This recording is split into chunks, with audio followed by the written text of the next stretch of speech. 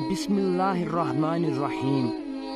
ناظرین گرامی، علامات کبریٰ میں دوسری بڑی علامت دجال کا خروج ہے۔ ناظرین، دجال شام و عراق کے درمیان سے نکلے گا۔ حضرت جابر بن عبداللہ رضی اللہ تعالی عنہ کا بیان ہے کہ رسول اللہ صلی اللہ علیہ وآلہ وسلم نے فرمایا کہ دجال ایسے زمانے میں نکلے گا جب کہ اس دنیا میں دین میں کمزوری آ چکی ہوگی اور علم رخصت ہو رہا ہوگا۔ رسول پاک صلی اللہ علیہ وآلہ وسلم کے غلام حضرت سفینہ رضی اللہ تعالی عنہ کا بیان ہے کہ رسول اللہ صلی اللہ علیہ وآلہ وسلم نے ہمارے سامنے خطبہ دیا اور فرمایا، پہلے جو نبی بھی آیا اس نے اپنی امت کو دجال سے ڈرایا ہے۔ وہ بائیں آنکھ سے کانا ہوگا، اس کی دائیں آنکھ پر ایک موٹی پھلی ہوگی، اس کی دو آنکھوں کے درمیان کافر لکھا ہوا ہوگا جو کہ ہر مسلمان بآسانی پڑھ چکا ہوگا۔ اس کے ساتھ دو وادیاں ہوں گی جن میں ایک جنت اور دوسری آگ ہوگی۔ اس کی آگ حقیقت میں جنت ہوگی اور جنت حقیقت میں آگ ہوگی۔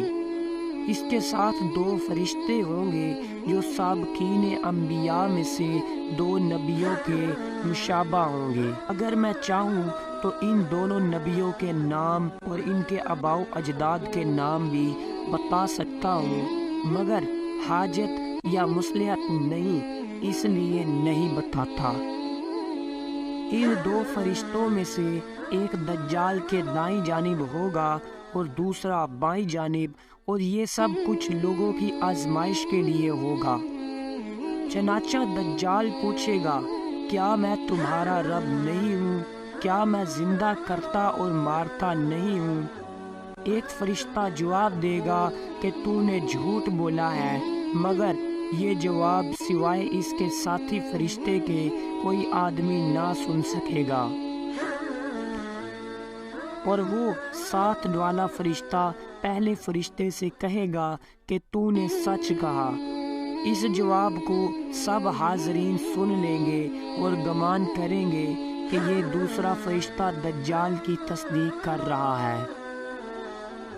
دجال ایک گدھے پر سوار ہوگا جس کے دونوں کانوں کے درمیان 40 ہاتھ کا فاصلہ ہوگا۔ دجال کی رفتار بادل اور ہوا کی طرح تیز ہوگی۔ وہ ہر طرف فساد پھیلائے گا مگر مکہ معظمہ و مدینہ منورہ اور بیت المقدس میں داخل نہ ہو سکے گا۔ اس زمانے میں مدینہ منورہ کے 7 دروازے ہوں گے اور مکہ معظمہ و مدینہ طیبہ کے ہر راستے پر فرشتوں کا پہرا ہوگا جو اسے اندر گھسنے نہ دیں گے، لہذا مدینہ سے باہر اس کا غلبہ ہو جائے گا۔ عورتیں دجال کی پیروی سب سے پہلے کریں گی۔ دجال پہلے نبوت کا اور اس کے بعد خدائی کا دعویٰ کرے گا۔ اس کے علاوہ ابن ماجہ کی روایات کے مطابق اس وقت مدینہ طیبہ میں 3 زلزلے آئیں گے جو ہر منافق مرد و عورت کو مدینہ سے نکال کر باہر پھینک دیں گے۔ دجال کا فتنہ اتنا سخت ہوگا کہ تاریخ انسانی میں اس سے بڑا فتنہ نہ کبھی ہوا نہ آئندہ ہوگا۔ آپ صلی اللہ علیہ وآلہ وسلم نے ارشاد فرمایا، وہ سب سے پہلے تو یہ دعویٰ کرے گا کہ میں نبی ہوں، حالانکہ میرے بعد کوئی نبی نہیں۔ اس کا ایک فتنہ یہ ہوگا کہ وہ کسی دیہاتی سے کہے گا کہ اگر تیرے مردہ ماں باپ کو میں زندہ کر دوں تو کیا تو شہادت دے گا کہ میں تیرا رب ہوں؟ وہ کہے گا ہاں میں شہادت دوں گا۔ بس دیہاتی کے سامنے 2 شیطان اس کے ماں باپ کی صورت بنا کر آئیں گے اور کہیں گے کہ بیٹا تو اس کی پیروی کر، یہی تیرا رب ہے۔ دجال پیدائشی نابینا اور ابرص کو تندرست کر دے گا۔ اس کے شیاطین موجود ہوں گے جو لوگوں سے باتیں کریں گے۔ اس کا ایک عظیم فتنہ یہ ہوگا کہ جو لوگ اس کی بات مان لیں گے ان کی زمینوں میں دجال کے کہنے سے بارش ہوگی اور اس کے کہنے پر ان کی زمین نباتات اگائے گی، ان کے مویشی خوب صحت مند ہوں گے اور مویشیوں کے تھن دودھ سے بھر جائیں گے، اور جو لوگ اس کی بات نہ مانیں گے ان میں قحط پڑے گا، ان کے سارے مویشی ہلاک ہو جائیں گے۔ دجال کے ساتھ 2 نہریں ہوں گی جن کو آپ صلی اللہ علیہ وآلہ وسلم اس سے زیادہ جانتے ہیں۔ ایک نہر کو وہ جنت کہے گا اور دوسری نہر کو وہ آگ کہے گا، بس جو شخص اس نہر میں داخل کیا جائے گا جس کا نام دجال نے جنت رکھا ہوگا، در حقیقت وہ آگ ہوگی، اور جو شخص اس نہر میں داخل کیا جائے گا جس کا نام دجال نے آگ رکھا ہوگا وہ حقیقت میں جنت ہوگی۔ جو شخص اس کی آگ میں گرے گا اس کا اجر و ثواب یقینی اور گناہ معاف ہو جائیں گے۔ جو شخص دجال پر سورہ کہف کی ابتدائی 10 آیات پڑھ دے گا وہ اس کے فتنہ سے محفوظ رہے گا، حتیٰ کہ اگر دجال اسے اپنی آگ میں بھی ڈال دے تو وہ اس پر ٹھنڈی ہو جائے گی۔ حضرت عیسیٰ علیہ السلام کے علاوہ کوئی بھی اسے قتل کرنے پر قادر نہ ہوگا۔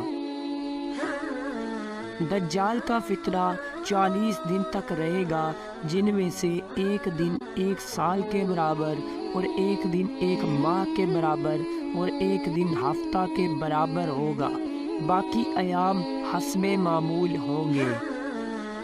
اس زمانے میں مسلمانوں کے 3 شہر ایسے ہوں گے کہ ان میں سے ایک تو 2 سمندروں کے سنگم پر ہوگا، دوسرا ہیرا عراق کے مقام پر اور تیسرا شام میں۔ وہ مشرق کے لوگوں کو شکست دے گا اور اس شہر میں سب سے پہلے آئے گا جو 2 سمندروں کے سنگم پر ہے۔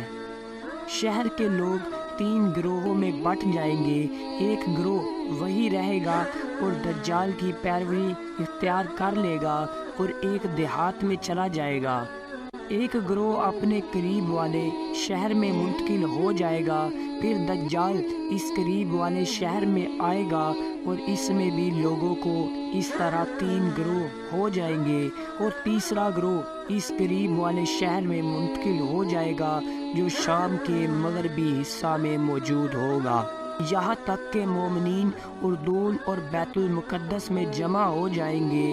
دجال شام میں فلسطین کے ایک شہر تک پہنچ جائے گا جو باب لا پر واقع ہوگا۔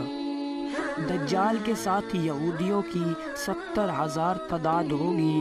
حضرت ابن عباس رضی اللہ تعالی عنہ فرماتے ہیں کہ دجال کی پیروی سب سے پہلے 70 افراد یہودی کریں گے جن کے اوپر سبز اون کے موٹے موٹے کپڑے ہوں گے، اس کے ساتھ جادوگر یہودی ہوں گے جو عجیب و غریب کام کریں گے اور لوگوں کو گمراہ کریں گے۔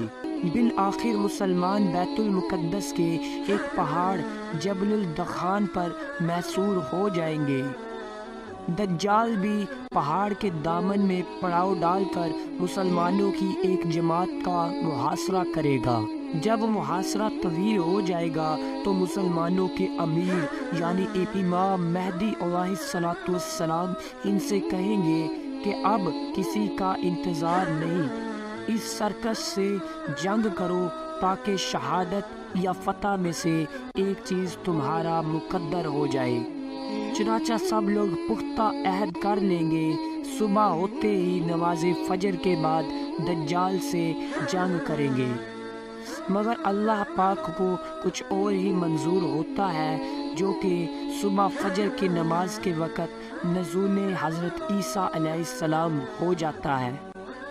ناظرین گرامی، نزول حضرت عیسیٰ علیہ السلام ایک اور ویڈیو میں آپ لوگوں کے ساتھ ڈسکس کروں گا۔